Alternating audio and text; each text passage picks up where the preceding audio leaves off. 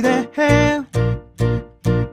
나에게 주신 하루를 때론 피곤하고 일어나기 싫고 널 깨우는 알람 소리에 짜증도 나겠지만 안녕하세요. 오늘도 푸른 말씀 임세휘 목사입니다. 반갑습니다. 주무시지 않고 나를 지키셨네. 오늘을 나에게 주셨네.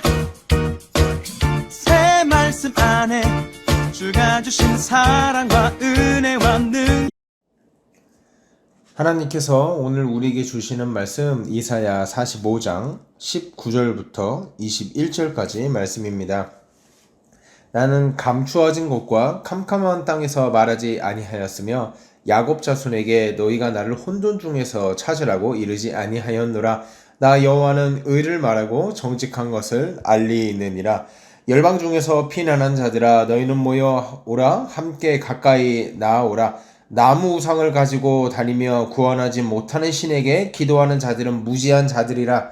너희는 알리며 진술하고 또 함께 의논하여 보라. 이 일을 옛부터 듣게 한 자가 누구냐? 이전부터 그것을 알게 한 자가 누구냐? 나 여호와가 아니냐? 나 외에 다른 신이 없나니 나는 공의를 행하며 구원을 베푸는 하나님이라. 나 외에 다른 이가 없느니라. 아멘. 오늘 이사야는 유다 백성을 향한 위로와 또 소망을 계속해서 노래하고 있습니다. 어떻게 보면 그럴 수밖에 없었던 것이 지금 유다 백성들이 처한 환경이요, 처한 상황이요, 소망을 노래하지 않고 또 희망의 메시지를 선포하지 않고는 도무지 견딜 수 없는 상황에 놓여 있지 않겠습니까? 어떤 상황입니까? 바벨론에게 포로로 끌려왔고 또 포로 생활을 하면서 하나님을 애타게 찾고 하나님을 부르짖어도 응답되는 것 같지가 않고 세상에 나 혼자 덩그러니 남겨진 것 같은 그런 외롭고 쓸쓸한 상황이 계속되고 있는 거죠. 그렇기 때문에 이사야 선지자는 오늘 본문에서도 동일하게 하나님을 향한 소망, 하나님을 향한 믿음, 하나님을 향한 신뢰를 포기하지 말 것을 유다 백성들에게 촉구하고 있는 것입니다. 참 재밌는 게요. 20절 한번 보시겠어요? 20절 보면 이렇게 말하고 있어요. 열방 중에서 피난한 자들아 이렇게 말하고 있어요. 그러니까 유다 백성을 말하는 거예요. 너희는 모여 오라. 함께 가까이 나아오라. 나무 우상을 가지고 다니며 구원하지 못하는 신에게 기도하는 자들은 무지한 자들이라 이렇게 말하고 있어요. 왜 이야기를 했겠습니까? 유다 백성들이 나무 우상을 섬기는 이방 민족들을 보면서 야, 우리 하나님은 보이지도 않고 또 우리 기도에 응답하지도 않고 우리가 고통 중에 있을 때 눈 하나 깜빡하지 않는 분 같은데 저 나무 우상은 눈에라도 보이잖아요. 그러니까 저 눈에라도 보이는 우상을 따라가고 그 우상을 섬기고 거짓 신을 섬길 우려가 가득했던 거죠. 또한 실제로 바벨론 포로민 중에서 바벨론 나라의 신을 섬기거나 거짓된 헛된 우상들을 섬기는 사람들이 점점점 늘어나고 있었던 상황인 거죠. 이런 상황에서 이사야 선지자는 나무 우상을 가지고 다니며 구원하지 못하는 신에게 기도하는 자들아, 그들이 무지한 자들이라 이렇게 말을 하고 있어요. 여기서 가장 중요한 메시지가 무엇입니까? 구원하지 못하는 신이란 단어예요. 구원하지 못하는 신. 그 나무 우상이요, 아무리 화려해 보이고 아무리 그럴듯해 보이고 아무리 신성해 보이고 아무리 요염한 효험이 있을 것처럼 생겼을지라도요, 그것은 그저 나무 목각이 불과한 거예요. 여러분, 우리가 월요일 본문에서 하반절에 그런 본문이 있지 않았습니까? 나무 우상을 새기는 사람들을 그리고 그것에게 절하는 사람들의 어리석음을 이야기하면서 이런 본문이 있었어요. 나무를 한 무더기 가져와서 그걸로 땔감도 하고 그걸로 모닥불을 피워가지고 자기를 따뜻하게 하고 그 남는 나무를 가지고 또 그 자리에서 조각을 해서 새겨가지고 우상을 만들고 거기다가 절하고 구원해 달라고 한다. 여러분, 이게 얼마나 멍청하고 무식한 짓입니까? 그런데 이 멍청하고 어리석은 행동을 따라하고 있다는 거예요. 누가요? 하나님을 섬겼던, 하나님을 믿었던 유다 백성들이 하나님 신앙을 버리고 그 무식하고 그 무지한 나무 우상을 섬기는 일을 지금 하고 있다는 거죠.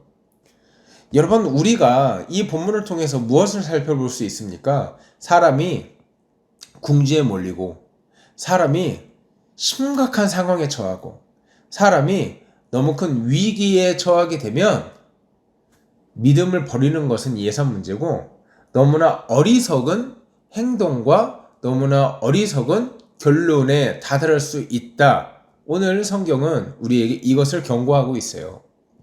예전에 내가 평안할 때, 그때는 나무 우상을 새겨놓고 다른 조각들에 절하는 것이 얼마나 어리석은 짓인지, 얼마나 우스꽝스러운 짓인지 잘 알고 있었음에도 불구하고 내가 상황이 안 좋아지고, 우리 집의 상황이 안 좋아지고, 우리 일터의 환경이 안 좋아지고, 우리 자녀의 문제가 잘 풀리지 않으면 하나님은 보이지 않고, 하나님은 뒤로 하고, 눈에 보이는 것들을 더 집중하게 된다는 거죠. 그렇기 때문에 우리의 순전한 믿음, 하나님을 향한 신실한 믿음을 인정받을 수 있는 최고의 기회는요, 우리가 우겨쌈을 당하고, 우리가 고난 중에 놓여 있고, 우리가 상황이 녹록지 않을 바로 그때에 보이지 않는 하나님을 여전히 신뢰하는가, 아니면 눈에 보이는 것들로 마음을 돌리는가, 이것으로 하나님을 향한 우리의 믿음과 우리의 신뢰를 평가할 수 있다는 것입니다. 오늘 이사야가 그걸 알았다는 거죠. 사랑하는 여러분, 사방에서 우겨섬을 당하고 고통 가운데 허우적거릴 때에 하나님께 순전한 우리의 믿음을 더욱더 증명해 보이는 저와 여러분 되기를 주의 이름으로 소원합니다.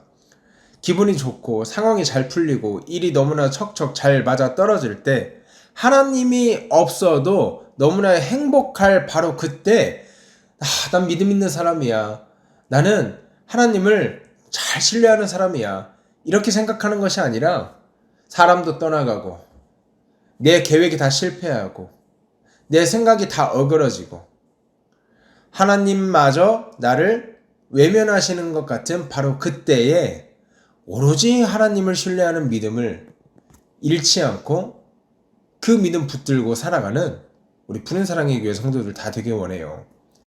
자, 그럼 이사야 선지자가 너무나 죽을 것 같이 고통스러운 상황에 놓인 유다 포로들을 향해서 하나님만이 구원자다, 이 메시지를 선포한 것이 첫 번째 위로라면 두 번째 위로는 무엇이었을까요? 그것은 19절 상반절에 있습니다.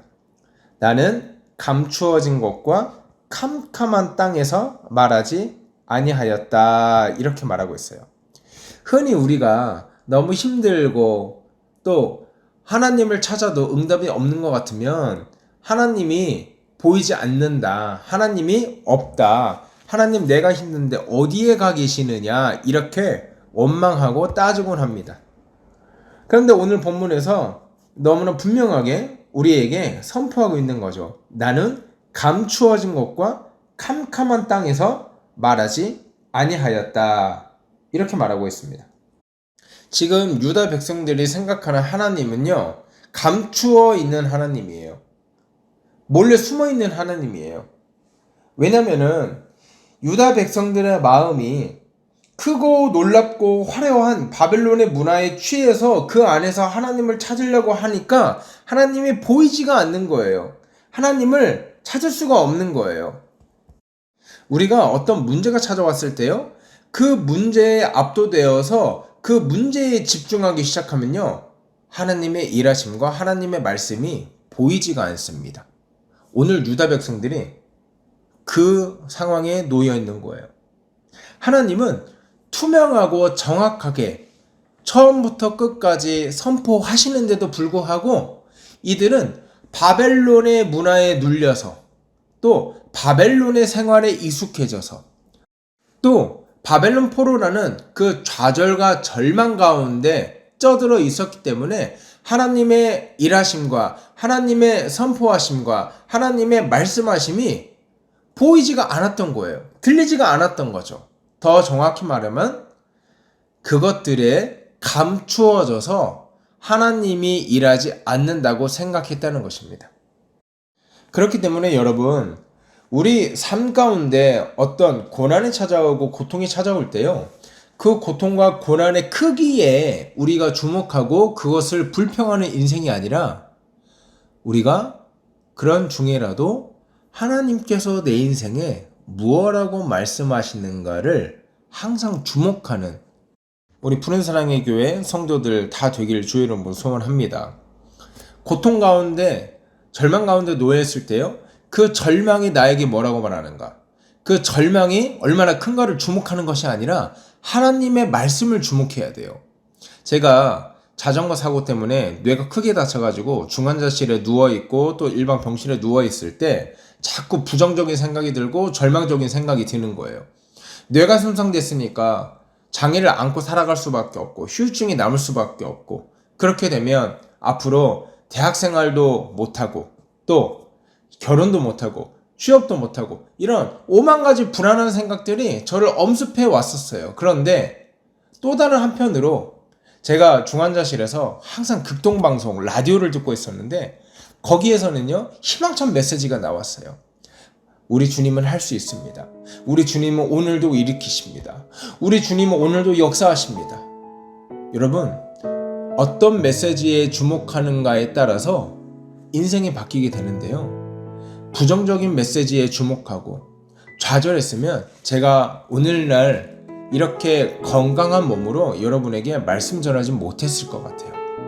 하나님이 주시는 메시지 붙들고 소망 붙들고 주님께서 새 힘 주신다, 할 수 있다, 그렇게 믿고 살아가다 보니까 어느새 대학교도 졸업하고 대학원도 졸업하고 아내를 만나서 결혼도 하고 또 가정을 꾸리고 또 사역도 이렇게 신나게 하고 있지 않습니까? 상황이 주는 메시지에 주목하는 것이 아니라 하나님이 선포하시는 메시지에 주목하는 거예요. 상황에 가리워져 가지고 상황이 너무 두려워서 하나님의 메시지를 듣지 못하는 인생이 아니라 상황이 너무 어려울지라도 그 가운데서 선명하게 들리는 하나님의 메시지를 여러분 주목하는 저와 여러분 되기를 주의 이름으로 소원합니다. 이것이 이사야가 유다 백성들에게 선포한 말이었습니다. 사랑하는 여러분, 이제 말씀을 마치려 합니다. 오늘 하루 또 하루 살아가실 때 절망을 가져다 주는 말, 이것이 팩트라고 할지라도, 이것이 객관적인 진단이라고 할지라도 나에게 절망을 가져다 주고 나에게 좌절을 가져다 주는 말, 여러분, 그것에 주목하는 것이 아니라 그 좌절의 말, 절망의 말 넘어서 하나님께서 내 인생에 무엇라 말씀하시는가를 주목하는 우리 푸른 사랑의 교회 성도들 다 되길 원해요. 우리 기도하실 때 하나님, 다른 어떤 말이 아니라 하나님께서 내 인생에 주시는 말씀, 하나님이 내 인생에 속삭이시는 그 세밀한 음성 듣기 원하오니 주님 들을 귀를 주시고 은혜를 허락하여 주시옵소서. 그렇게 기도하시고요, 오늘 하루 힘차게 살아가는 저와 여러분 되기를 주의 이름으로 소원합니다. 함께 기도하겠습니다.